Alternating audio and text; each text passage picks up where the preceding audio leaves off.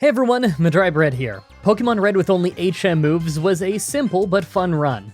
Let's follow that up with a rough-looking one. Today's the day that we figure out would I be able to beat Pokemon Black with a team of only in-game traded Pokemon. So this is going to be another rough one. We've already done this kind of run in Gens 1 through 4, let's do 5. It looks like there's a decent amount of in-game trades in Gen 5, but unfortunately, all but 3 of them are only available after you beat the main game. Considering that's our win condition, that means that we have to beat the game with only 3 Pokemon rather than a full team. Traded Pokemon do level up faster, however, they'll disobey us if they're too high a level before we get the right gym badges. Like always, I'm writing the script as I go through with the challenge, so all of this part is being written before I've started. Everyone comment down below and guess if I can win or not. Well, we'll have a grass type, a water type, and an electric type. It's better coverage than I usually get, but still not great. I think we can win, but it might take some serious grinding. Let's explain the rules. In combat, I can only use in-game traded Pokemon. I'll need other Pokemon to use HMs, but I won't be allowed to use any of those Pokemon in battle. No glitches or exploits, no items in battle, only Pokeballs, held items, and items outside of combat are allowed. Also, if you enjoy the video, be sure to like, subscribe, and ring the bell for more. Let's do this. No need for the Pokemon randomizer this time. The run can't actually start until we get to the first trainers that trade us our first traded Pokemon, obviously. The first trade happens a couple cities into the game, so that's 2 gym battles and 7 or 8 rival fights into the game. Gen 5 really loves rival fights. Naturally, we just grabbed a starter and fought our way here pretty quickly. The reason why it's 2 gym fights into the game, by the way, is because we have to trade Cottony for Patilli, but we can't actually catch Cottony until we can get inside of the Pinwheel Forest, and that's not until the second gym leader is down. Once we've gotten to the forest, we pretty easily catch Cottony. Now that we have it, we trade it for Patilli. Now we can start this run proper. So here's the stats of Lilil, I guess that's the name of the trainer gave her. Growth, Leech Seed, Sleep Powder, and Mega Drain with the ability Chlorophyll. Modest nature, so more special attack and less attack. That's probably just about the best nature we could have, but our stats are still terrible. Hey, with 2 gym badges, Lilil's only going to listen to us until level 30, and we have the Bug Gym next. This might be pretty rough. Naturally, I have to grind right away just to get her to level up a little bit. This is rough. We have to get to a high enough level to beat the Bug Gym, but we're probably going to have to be over level 30 for that. Between Bug Bite and Poison Tail, the Bug Gym could be brutal. I mean, even this grind is kinda hard. We fainted in this from time to time. We might have to just brute force the Bug Gym and hope things get smoother after that. Hey, at least on my way out of Pinwheel Forest, I found the Miracle Seed. Holding this will power up our grass moves a bit, and man, we will need it. This Bug Gym is absolutely brutal, by the way. We constantly faint to random trainers because of Swaddle.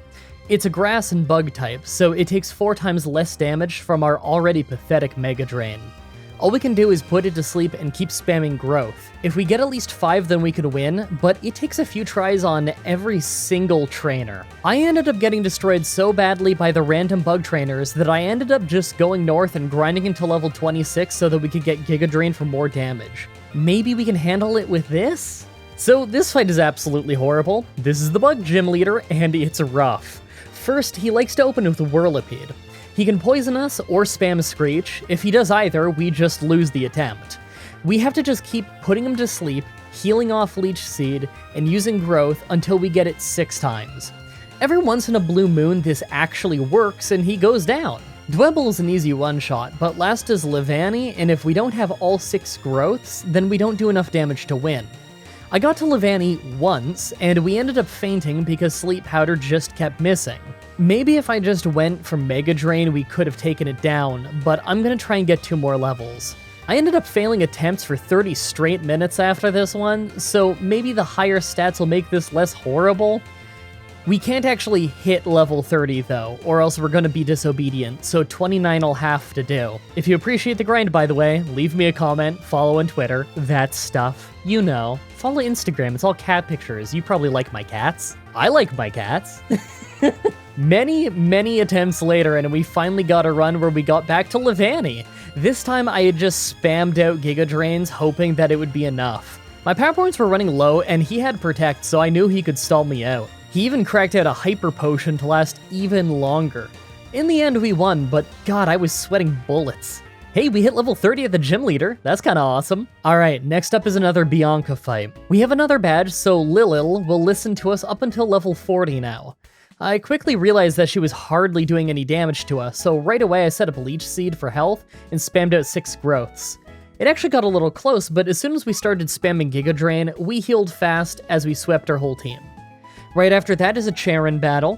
This time we have to fight a flying type right away, so I was a bit hesitant to go for the growth and Giga Drain strategy, but we ended up being able to keep him asleep for ages. This battle has a sandstorm, by the way, so everyone's taking damage and I'm holding on with Leech Seed. Once we started attacking, we quickly swept our way to Liepard, who hit a few sand attacks on us. I really don't like that. Last out is Dewat, and without a doubt we could one-shot him. But after only 2 sand attacks, we ended up missing every single Giga Drain. Why is sand attack never that good when I use it? The very next try, we easily repeat the strategy without getting sand in our eyes, and it works perfectly fine, getting us an easy victory. Okay, we have an end fight coming up that's usually pretty hard. But first, I grab the Sunstone in Nimbasa City. I don't actually need any of the moves that Lilil will learn if she were to stay a Patilia any longer, so I evolve her right away into Lilligant. Those stats are looking a lot better now. Hey, why is the original trainer's name Dai? That's kinda weird. Hey, the usually hard end fight was actually pretty easy this time. Thanks to the healthy boost in our stats we got, our Miracle Seed, Growth, and the Giga Drain combo, we've gotten pretty strong. The Electric Gym is next though, and I'm pretty sure that their entire team has super effective moves against us, so this might be brutal.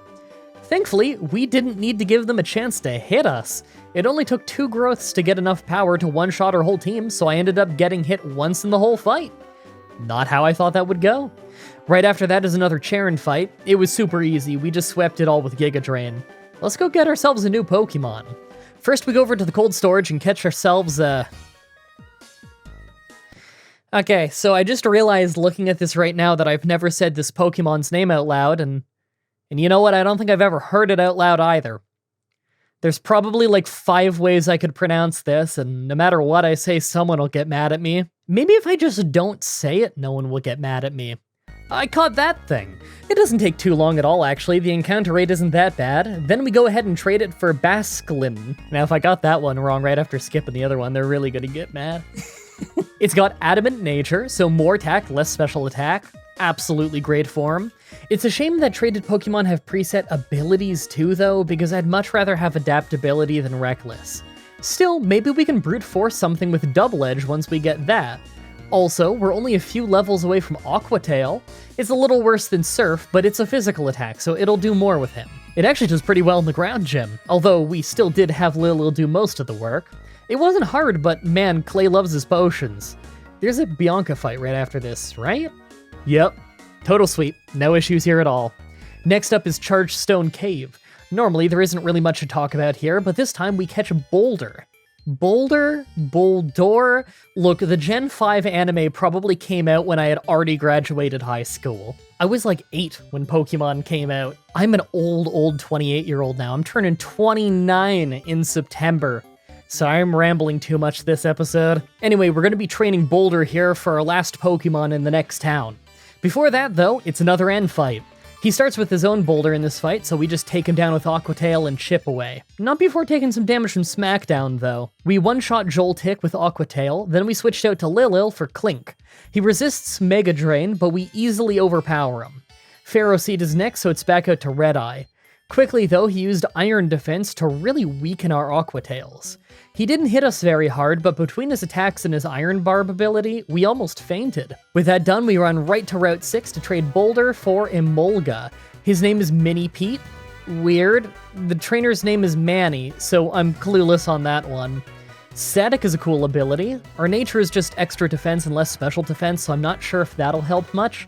But hey, double team and some electric and flying moves. I can't complain about that. The flying gym is up next, so I'll level him up on the trainers in there. By the time we got there, between the extra experience from being a traded Pokemon and the extra experience from the Lucky Egg, we had already leveled up enough that we could easily sweep through the whole gym with Electro Ball. Next up is a Charon fight. Unpheasant is first, so after he stopped spamming Detect, we took him down with 2 quick Electro Balls. Great name for a move, by the way. Sounds like a Dragon Ball Z move. After spending about a full minute deciding not to learn Volt Switch, we switched to Red Eye for Simisear for a one-shot, then took out Mini Pete for Dewott. His Water Pulse actually did decent damage, but of course we took him down.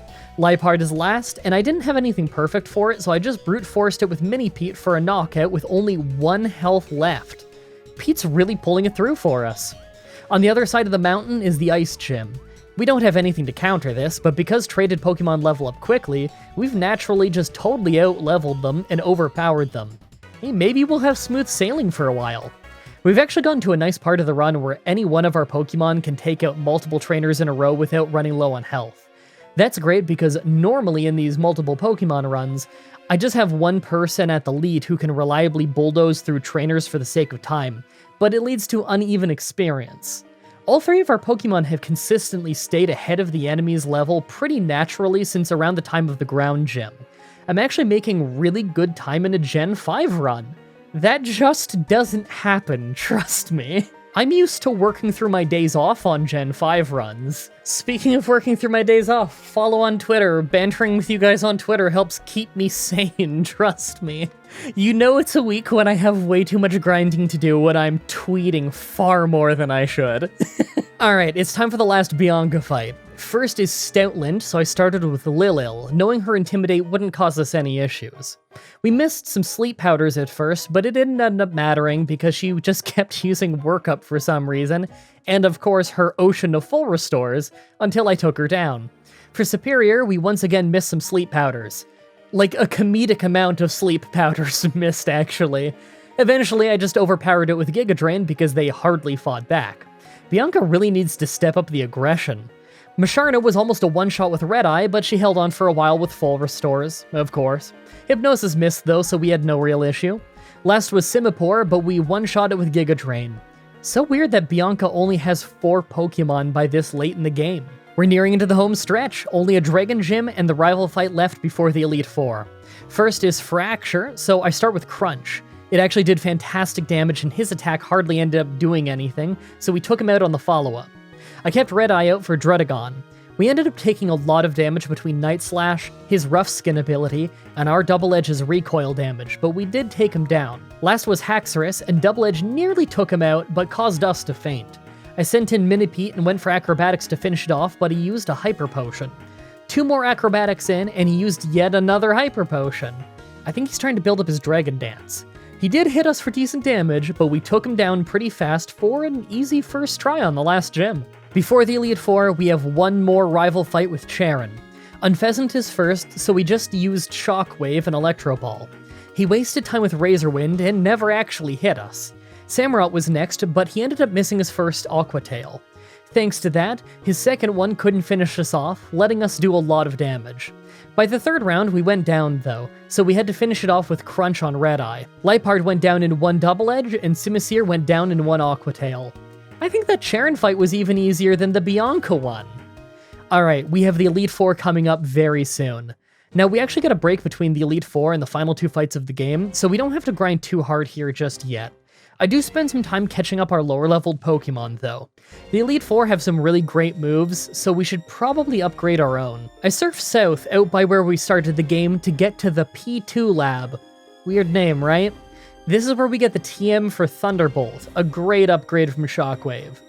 It's the only new move I think we actually really need, but it might be worth replacing some more moves on Lilil if we end up getting stuck later. Here's how we're looking with our whole team at level 60. Honestly, it's not bad. I'm feeling pretty hopeful about this. We've got something with high special attack, something with high attack, we've got a sleep move, double team in case things get out of hand. We have a lot we can use. Make your final guesses on if we can win this or not. Let's do this. First is Fighting Trainer Marshall. I think I called him Steel type in the last video, and the comments absolutely crucified me for it. This was actually a really easy battle. Since Minipete isn't holding anything right now, his Acrobatics has double the power, letting us just about sweep his whole team. Sock held on was sturdy and landed a hit, but all he ended up doing was wasting his full restores. Second is Ghost Trainer Chantel. Cuffagrigus is first, and he has no type weakness in this game, so we just overpower him with Minipete while taking about half our health and damage. We have an answer for everything else though, as we instantly one-shot Chandelure with Aqua Tail.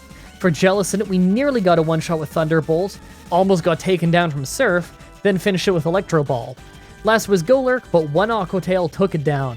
Clean fight! Third is Dark Trainer Grimsley.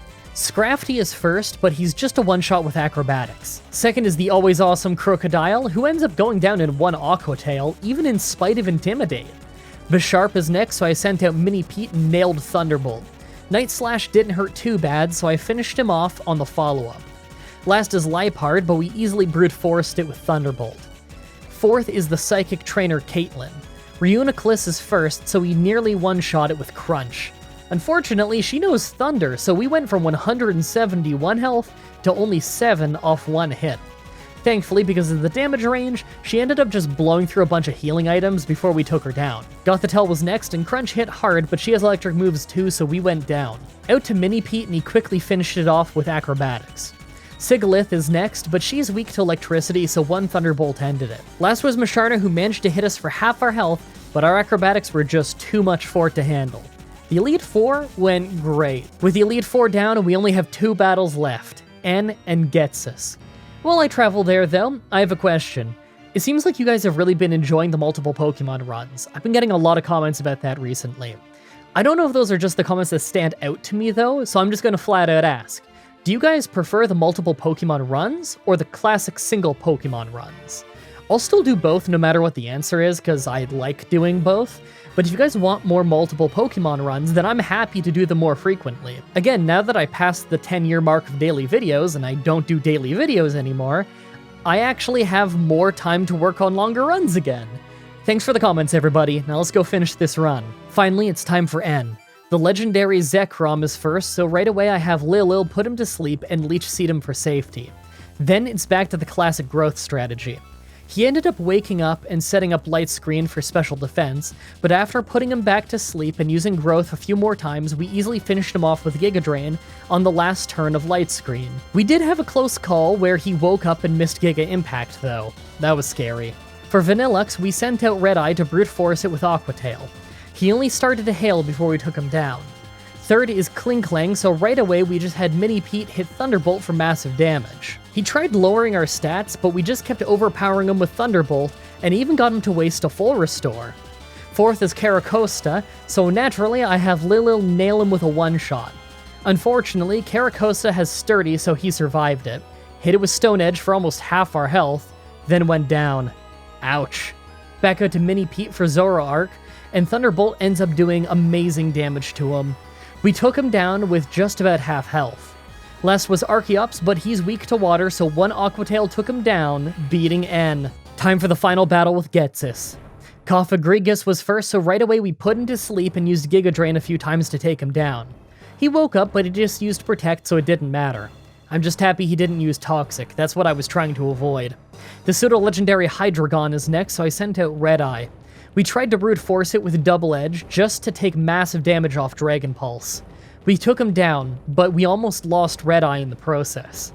Bufflant is next, so I sent out Mini Pete, knowing I didn't have a great answer. Acrobatics hit decently hard, but his head charge hit us much harder.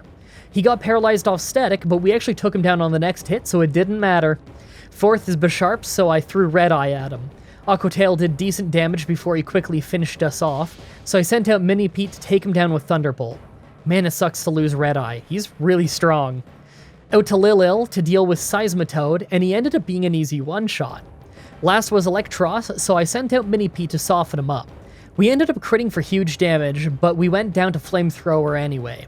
We only have a Grass type left. This is bad. Once I sent out Lilil, though, we actually ended up outspeeding him, letting us finish him off with Giga Drain, winning us the challenge run. I have to say, this was the fastest, easiest, and also funnest Gen 5 challenge I've ever done. The pace of the run was reasonable, the Pokemon weren't great but weren't useless, and we actually got to fight the last few battles with a much smaller level lead than normal. I really hope you guys like that run. For next Saturday's Pokemon Challenge, I'm going to be doing a really creative one that was suggested by my YouTube buddy WowSuchGaming. Pokemon Red with my rival's team and moves. It's time to find out how he managed to get to be the Pokemon champion in spite of his awful moveset, and to see if we can do better with it. As always, I'm looking at your suggestions in the comments, in the challenge request section of my Discord channel, and on Twitter. Subscribe, ring the bell, stay tuned. If you want to see me do more challenges like this, please let me know in the comments or on Twitter. I can always use more ideas from you guys on what I should do next. Also, check out the playlist in the description if you want to watch all the Pokemon challenges that I've already uploaded.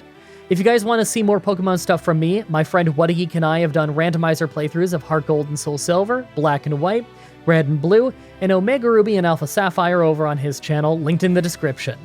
You can also watch myself, Whatageek, and Goosit playing Pokemon here on my channel. We've done Pokemon Stadium, Pokemon X, and we're doing Pokemon Mystery Dungeon Blue Rescue Team. Also, come to my Twitch TV streams and tell me that this video sent you. It's always cool to hear how you found the channel. Thank you everybody so much for watching, and until next time, have a nice day.